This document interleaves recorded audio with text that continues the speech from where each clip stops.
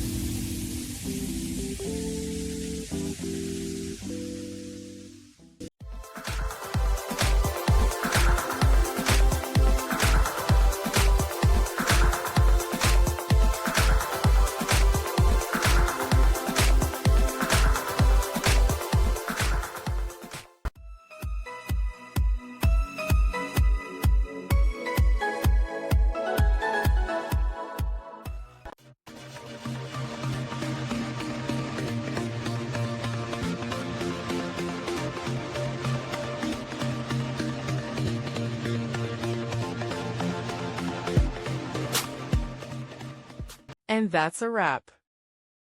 I hope you found the answer you were looking for. If you did, take a second to hit that subscribe button. It really helps out. And let me know in the comments which solution worked best for you. See you next time in the debug zone.